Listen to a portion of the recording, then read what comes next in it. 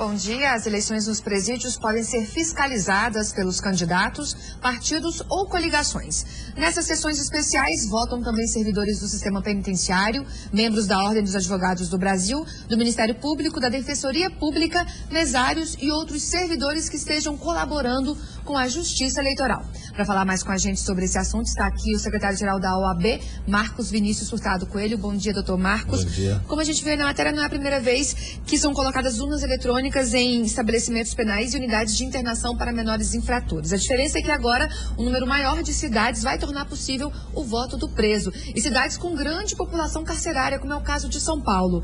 Tem como a gente garantir de fato a segurança das pessoas que vão trabalhar para garantir o direito do preso?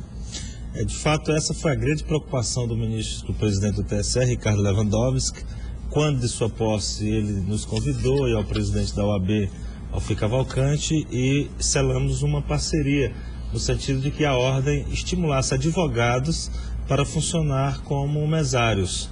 Então, muitos desses mesários que irão trabalhar serão advogados voluntários. Nós entendemos e apostamos que os presos provisórios, ou seja, aqueles não condenados, irão se sentir homenageados, prestigiados, valorizados e dessa forma exercerão com cidadania o seu direito e não irão aproveitar o momento para qualquer tipo de motim ou algo parecido, como decorre de sua pergunta, né? Quer dizer, eu creio que a segurança estará mantida, primeiro pelo aparato de segurança especial e segundo pela própria postura que imagino que terão os próprios presos. Agora, doutor Marcos, organizações criminosas, grandes organizações criminosas, não poderão influenciar o voto do preso, fazer pressão para que ele vote em determinado candidato favorável às organizações, enfim. Qual é a validade desse voto da pessoa que está lá encarcerada? Este é o grande problema do Brasil. As organizações criminosas ou não usam abusos de poder, compra de voto, corrupção eleitoral para comprar voto e pressionar o eleitor dentro e fora do presídio. Esse é um problema do Brasil, mas nós apostamos que a democracia ela é fundamental e a Constituição tem que ser cumprida. Quer dizer, então a Constituição diz que antes da condenação definitiva, o preso possui esse direito, porque somente há a suspensão dos direitos políticos com a condenação definitiva. Nesse caso, estamos cumprindo a Constituição Federal e imaginamos que também aposta nesse sentido que os presos possam, via televisão, via rádio ou via propaganda, e façam a opção.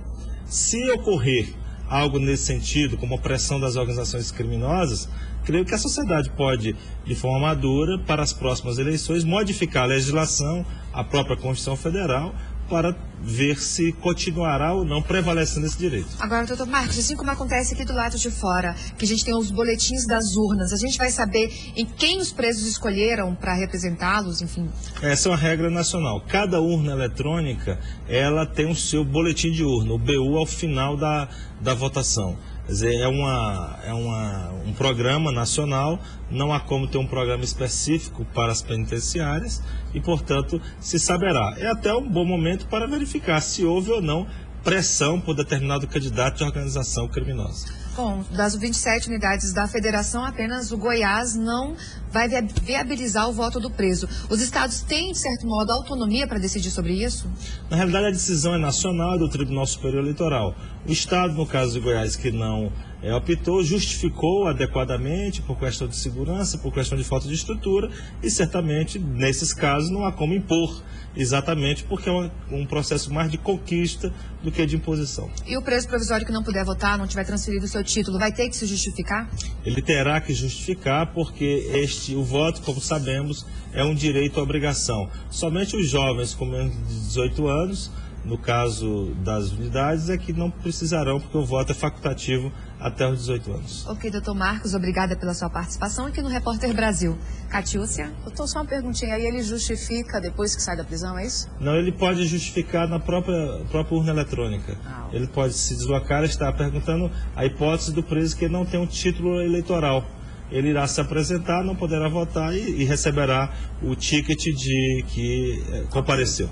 Tá ok, obrigado pelo esclarecimento, obrigada, Luana.